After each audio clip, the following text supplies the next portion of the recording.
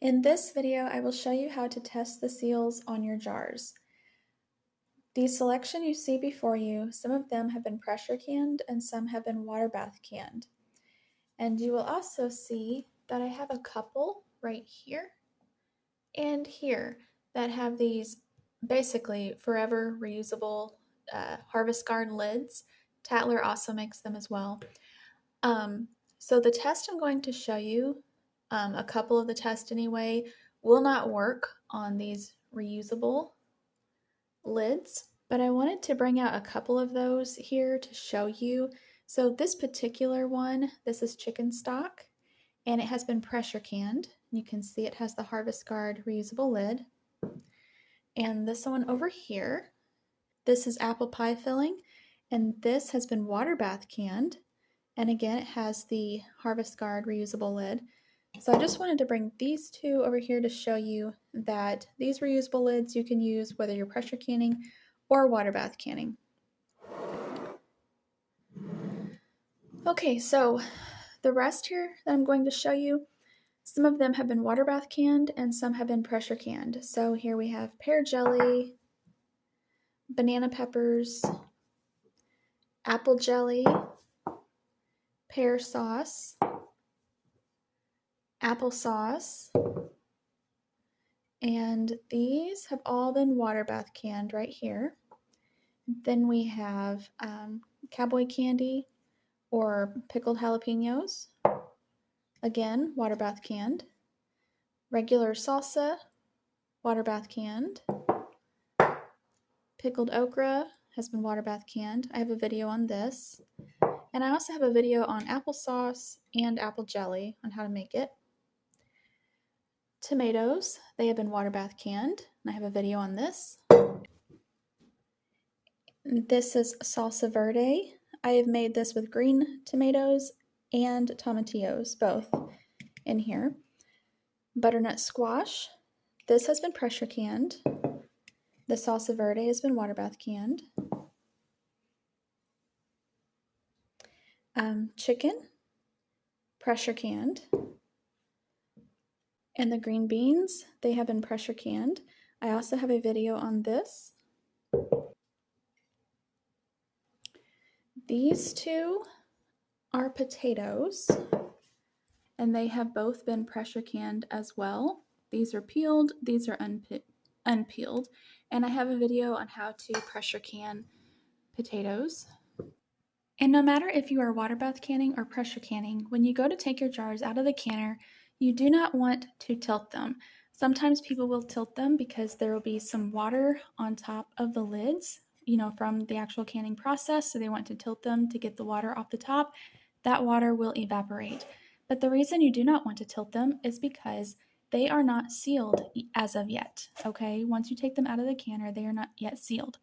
So by tilting them, if you look at this liquid inside this pickled okra, so by tilting them before they are sealed, do you see that liquid there? If it was not sealed, then this liquid as well as these pepper flakes in here could come between the sealing compound of the lid right here and the jar, and it could create a barrier to where this sealing compound would not seal completely on top of the jar, causing your jar to later come unsealed. Okay, so that's why we don't tilt them. Now, once they are on the baker's rack that I choose to place mine on, or you can place them on a towel, let them sit completely undisturbed. Do not even touch them for 12 to 24 hours until they are cool, in which time they will go ahead and seal if you did everything right. If all of your lids and jars were all good, they will go ahead and seal. All right, so then after about 24 hours, what you do is then you test your seals. You remove your bands, you wipe them down, and then you label them and store them, assuming they all sealed. So let's go ahead and show you how to test the seals. So the first thing that you want to look for is the center of the lid. You want to push it, okay? And it is not flexing. So that's one thing to do to see if it's sealed. If it was not sealed, let me show you what it would sound like. Right here is just a bare lid, so you can push on it.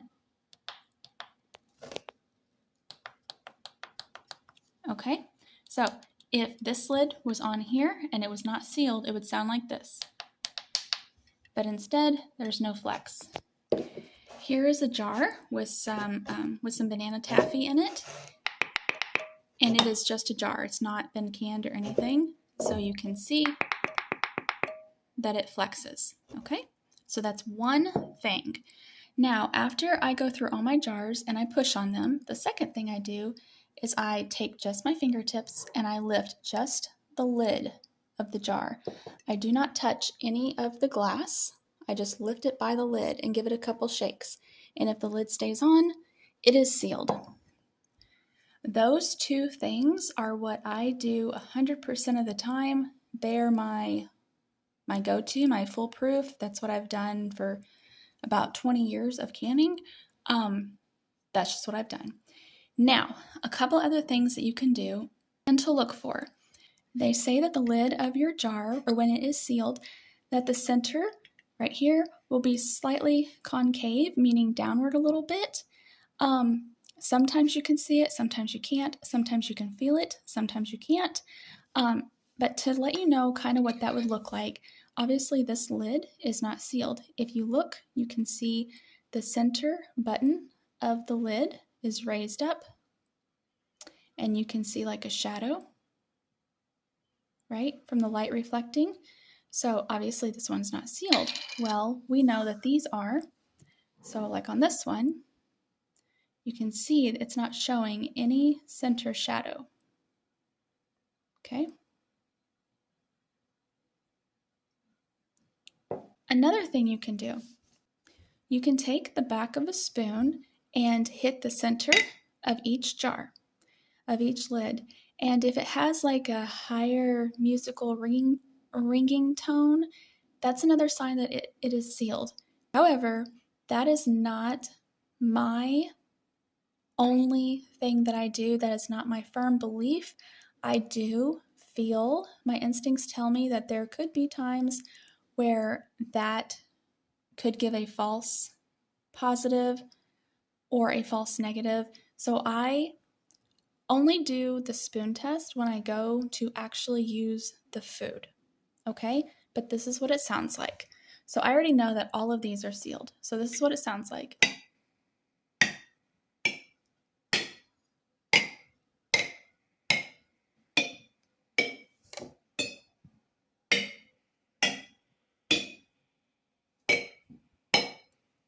Okay, so we did it on all those metal lids. That's what it sounds like. They are all sealed. Now, this one here, again, it just has banana taffy in it, and we know it's not sealed. So if one of these lids were not sealed by the spoon test, it would sound like this. It would be dull and a thud. See? Hear the difference? Okay, that's what it would sound like. Let's go over these reusable harvest guard lids. So these lids are made, they are a two-piece lid. You have the rubber gasket here, and you have this really heavy-duty food-grade thick plastic. Okay, so it's a two-piece. Now, you cannot, they don't flex, so you cannot tell by that, but you can pick them up just the same, and that's what I do. Now, as far as how they sound, because they are plastic, they're going to sound different. They won't have the high-pitched ringing sound, again, because they are plastic. So you just got to pick it up and see. Okay, now, again, all of these have been canned, whether water bath canned or pressure canned. So I went over the flex test, I went over the finger pickup, and I went over what to look for to tell if your lid, if the center is down or not. If you can't see it or feel it, you can just angle it in some light. Okay. All right, now let me show you what it sounds like if something has been vacuum sealed. Okay, so right here, this has been vacuum sealed. This is dehydrated tomato puree. Okay, now see, there's the flex test. Okay, and I just took the band off, but there's a flex test, and again, you can do the finger test. Now listen to what it sounds like for the spoon. See, it sounds very similar. Right? Okay, so I kind of just thought it might be fun for you to see that as well. Like I said, I always go by the flex and the fingertip grab test all the time. Now, I do have another video on what I look for before I go to open our jars, so be sure to check that out. So that's something definitely to check out. Another thing, before I go to use a jar of food that I pressure canned, like let's say potatoes, or green beans, or squash, or meat, or more potatoes, or anything like this, I still do the flex test and I still do the fingertip grab test, but I also go ahead and do the spoon test, even though my instinct tells me that there could be times where that spoon test could fail. I do not believe it's 100% foolproof. Let me just get that out there. First of all, there is a reason it could fail. For example, if you have potatoes or chicken over there or food, whatever, if you have food that is stuck to the underside of the lid, like right in here in the center, by tapping the spoon on that, even if it's properly sealed, and it is 100% sealed, if there is food on the underside of the lid, it can give you that dull thud sound, and it may sound like it's not sealed, okay? So just know that. But going back to what I was saying, before I do go to use the food, I go ahead and I still do the flex test, the finger pickup, and I will go ahead and do the center tap. I primarily do that on my pressure canned foods because they are low acid foods, so that's why I go ahead and do the spoon test. Now, I've never had a spoon test fail so far. Everything I have tapped has passed my other test, and they've been just fine. But here's what I'm trying to get at. If it passes the flex and the finger pickup test, and it passes the other signs of safe food that I have in that other video on what I look for before opening a jar of our home canned food, if it passes all those, but it has a dull thud, then I think about the jar.